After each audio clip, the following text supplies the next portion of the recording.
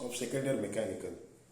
For the subject of material technology, I, Professor Bapat, will be teaching you the subject.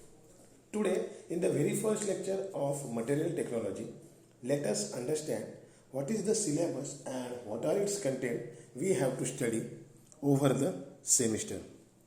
The detailed content for the subject is the module 1 is associated with classification of materials, in which you will learn metallic materials, polymeric materials, ceramics and composites, their definitions, general properties, applications with examples.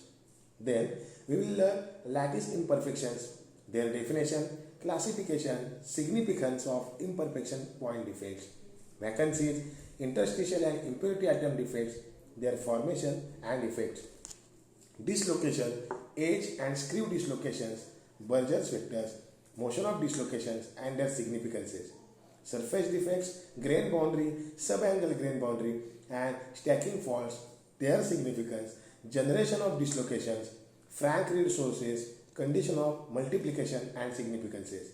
So this will be associated with lattice imperfections. Next is a deformation.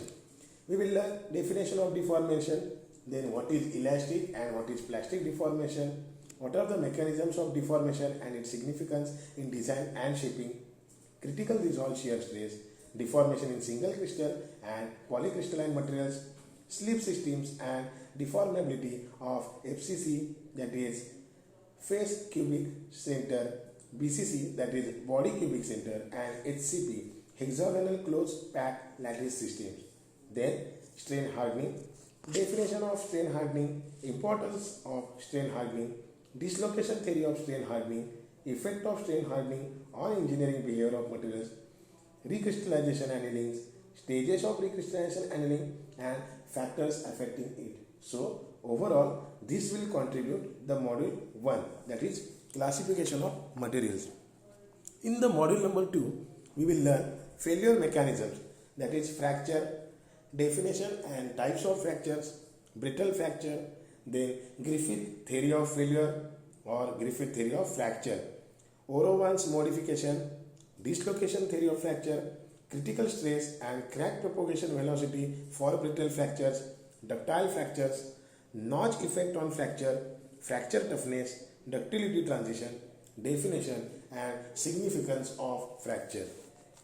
In the module 2 we will also learn following 2 points, that is fatigue failure and creep, definition of fatigue and significance of cyclic stress, mechanism of fatigue and theories of fatigue failure, fatigue testing, test data presentation and statistical evolution, SN curve and its interpretation, influence of important factors on fatigue, notch effect, surface effect, effect of pre-stressing, corrosion fatigue and thermal fatigue. So this will be under fatigue failure.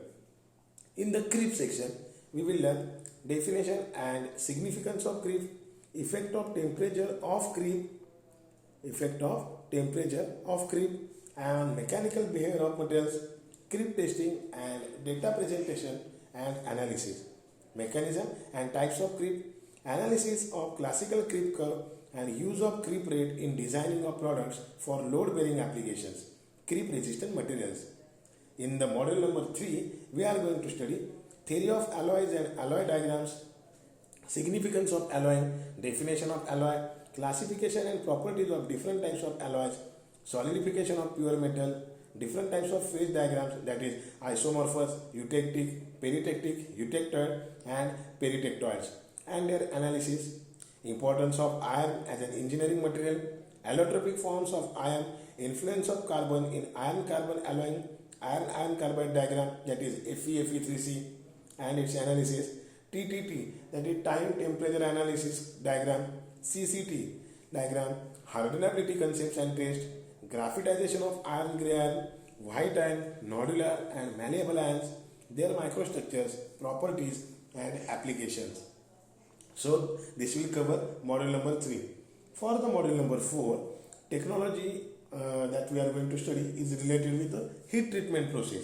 So what are the contents in the module? Heat treatment process, technology of heat treatment, classification of heat treatment processes, annealing, principal process, properties and applications of full annealing, diffusion annealing, process annealing and cyclic annealing, normalizing, hardening heat treatment, tempering, sub-zero treatment, ostempering, maraging and os-forming processes, surface hardening, hardening and surface hardening methods, carburizing, nitriding, cyaniding, carbonitriding, induction hardening and flame hardening processes. So this is the module number 4 associated. In module number 5, we are going to see effect of alloying elements in steel. Now what are the effects of alloying elements in the steel? In order to study that, we have to understand limitation of plain carbon steels, significance of alloying elements, effects of major and minor constituents, effect of alloying elements on phase transformation, classification of tool steels and metallurgy of tool steels and stainless steel. And the last module that we are going to cover is introduction to new materials. New materials that includes composites, that is basic concept of composites, processing of composites, advantages over metallic materials, various types of composites and their applications, then nanomaterial, introduction to nanomaterial, concepts, synthesis of nanomaterials, examples, applications and nanocomposites. And last, we will take an overview to smart materials, for example, rheological fluids. So dear students, this is the brief introduction of syllabus for the subject of material technology. Today, we will start with the very first module, that is classification of materials, and we will understand what are the classification or how classification of material is. Dear students, when we talk something about materials, the materials are briefly classified into 3 parts as metals, non-metals and material combinations. Therefore, write down the materials are divided into 3 major parts. First, metals, second, non-metals and third, material combinations. Now, the metal segment is subdivided into 2 parts as ferrous metals and non-ferrous metals. I will repeat, metal is divided into subparts as ferrous metals and non-ferrous metal. Whereas for category second, non-metal, it is again divided into 2 parts as ceramic non-metals and organic polymer non-metals. Ceramic non-metals and organic polymer non-metals. And material combinations are further divided into a vast segment. We will learn one by one. Material combination first classified into 2 parts as composites and alloys. Now these composites are classified into 6 basic categories, that is viscose reinforced plastic, metal reinforced metal, metal ceramic, carbon reinforced rubber, ceramic polymer and polymer cement concrete. Whereas alloys are classified into non-ferrous alloys and ferrous alloys. So dear friends, this was the brief introduction about classification of materials. You have to write it down once or twice so that you will understand. We will go forward. Since metallic materials that do not have iron as their major ingredient are considered to be non-ferrous metals. Now there are non-ferrous metals in relatively wide industrial applications. Aluminium, which next to steel is the most used structural metal today. Magnesium, titanium and beryllium are often characterized as light metals because their density is considerably below that of steel. Metals are element substances capable of changing their shape permanently. They are good conductors of heat and electricity. They may be of ferrous or non-ferrous type. The behavior and properties of ferrous metals depends on the percentage and the form of carbon present in them. The difference between steel and iron and the specific names according to percentage of carbon can be considered as follows. When percentage of carbon is 0.05, it is wrought iron. It ranges from 0.05 to 0.10, it is dead mild steel. 0.008 to 0.30, that comes under mild steel. 0.30 to 0.60 is medium carbon steel. 0.60 to 1.20% carbon indicates high carbon steel. 1.2 to 2.0 considered as steel. 2.00 to 4.50 is cast iron. that can be called as a grey cast iron, white cast iron, malleable cast iron, spheroidal graphite cast iron, chilled cast iron, and spongy cast iron. And when it goes from 4.50 to 6.67, that is a pig iron, that is percentage of carbon increases. Now, non-ferrous metals do not contain iron and carbon as their constituent.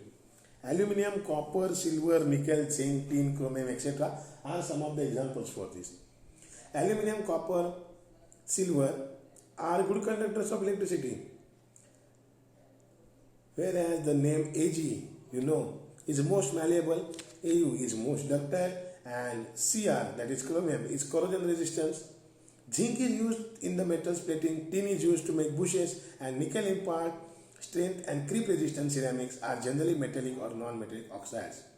Physically separable and chemically homogeneous constituents of material consisting of phases are also ceramics. Rocks, glasses, fire clay, and fire brick cements and limes are ceramics. Organic polymers are relatively inert and light and generally have a high degree of plastic. They are derived mainly from hydrocarbons. Now these consist of covalent bonds formed by carbon chemically combined with oxygen and hydrogen. An alloy is a combination of two or more metals. They possess properties quite different from those of their constituent metals. An alloy is prepared for a specific purpose to meet the particular requirement of an application. Alloys may be ferrous alloy or non-ferrous depending on the base metal used. Composites may be inorganic or organic. Now they have two or more constituents of dissimilar properties. The two major constituents may be combination of either metals and ceramics or metals and polymers or other combination. Alloys may also be used instead of metals to make composites. One of the constituents may be in particular form or flake form. Fibrous composites are more common in present applications. Viscous reinforced composites are likely to be the future material. Examples: jewelry, graphite, telephone handset, etc. So, the properties of metallic metals you have to understand. Metals are good conductors, making them valuable in electrical applications. An electric current over a distance with little energy lost.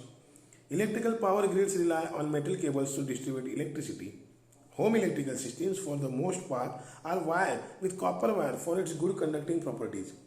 And if you consider applications of metallic materials, since the thermal conductivity of metal is useful for containers to heat metal over a flame, metal is also used for heat sinks to protect sensitive equipment from overheating.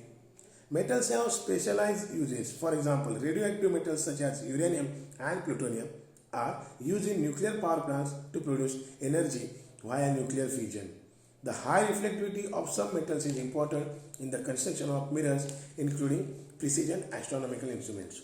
Dear friends or dear students, for today's first lecture, we have seen the syllabus as well as we have seen the basic part of metallic materials with their example, then properties of metallic materials, applications of metallic materials, and most important, classification of materials that will comprise of first question, that is how the metals are classified or how the materials are classified. We will continue the same series of lecture. Till then, thank you.